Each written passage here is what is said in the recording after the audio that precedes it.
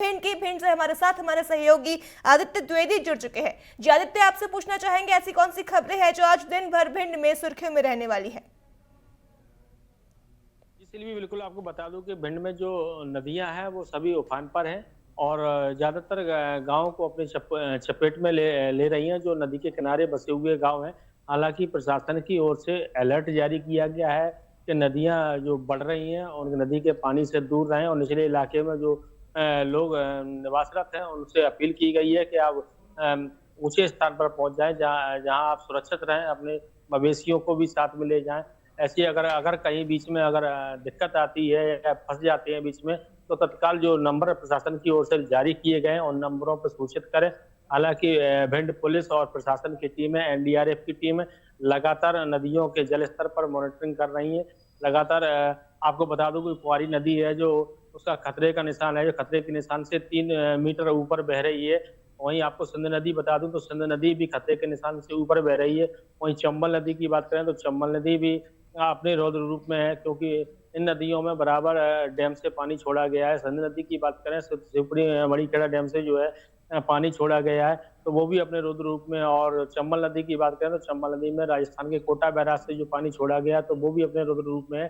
तो जो इनकी सहायक नदियां हैं इनमें पानी आने के कारण इन सहायक नदियां रुक जाती हैं, इसीलिए भिंड जिले में बाढ़ की। साथ ही आपको बता दें जो गोहद में बेसली डैम है वो ओवरफ्लो हो गया है और उसकी एक जो पानी है वो ऊपर से निकल रहा है। गोहद में बाढ़ जैसी हालत बने हुए हैं। हालांकि अभी नवनिर्मित एक अस्पताल बनाया जा रहा था तो उसके भी प्रांगण में पानी पहुंच गया है और जो वहाँ पार्क थे वो भी पानी से लबालब है, सड़कें भी लबालब हैं वहाँ। तो गोहद की स्थिति ज्यादा बाढ़ से प्रभावित हुई है क्योंकि वहाँ डैम ओवरफ्लो होकर चल रहा है। तो इस तरीके से ये जो बाढ़ का प्रकोप है वो कहीं ना कहीं ग्रामीणों को झेलना पड़ेगा। खास तौर पर आपको बता दूं जो किसान हैं, किसानों की चिंताएं बढ़ी हुई हैं क्योंकि उनकी जो खेत हैं वो इस बाढ़ से प्रभावित हुए हैं। जो उन्हें बावनी वगैरह कर दी थी, बाजरा वगैरह की खेती की थी, बावनी कर दी थी, तो कहीं ना कहीं उनकी फसल भी नष्ट इस बाढ़ से हुई है। तो कहीं ना कहीं किसान जरूर चिंतित है इस बाढ़ को लेकर, क्योंकि जो नदियां हैं भिंड जिले से लगभग 3 नदियां गुजरती हैं, 3 से और उनकी सहायक नदियां भी हैं कई ऐसी।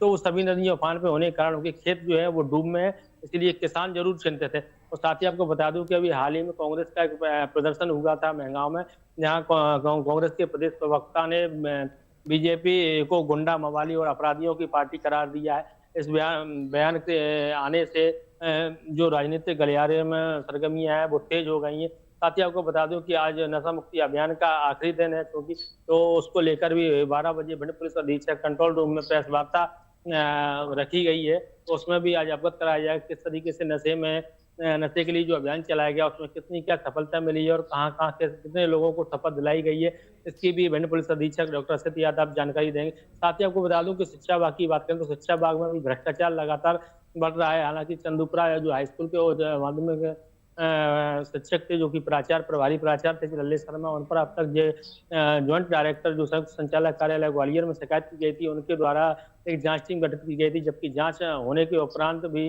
जांच टीम ने उनको दोषी पाया। उसके बावजूद भी अब तक उनका कोई निलंबन नहीं हो पाया और ना ही उनकी कोई विभागीय जांच हो पाई है। साथ ही आपको बता दूं कि शासकीय हाईस्कूल उच्चतर माध्यमिक विद्यालय जो चंदूपुरा है उसमें काफी बड़ी बड़ी घास खड़ी हुई है। ऐसे में बरसात का सीजन चल रहा है और उसी घास से होकर छात्र छात्राओं को गुजरना पड़ता है। तो कहीं ना कहीं शिक्षा विभाग के अधिकारियों को इस पर संज्ञान लेना चाहिए, क्योंकि क्या शिक्षा विभाग अगर संज्ञान नहीं लेता है तो क्या कोई बड़ी घटना को का इंतजार कर रहा है शिक्षा विभाग, क्योंकि कोई भी घटना घटित हो सकती है, क्योंकि कई भी जहरीली जीव जंतु हैं वो निकल सकते हैं और छात्रों के साथ कोई ना कोई घटना घट सकती है। तो इस पर भी जिला शिक्षा विभाग और डिस्ट्रिक्ट प्रशासनिक अधिकारियों को ध्यान आकर्षित करना चाहिए।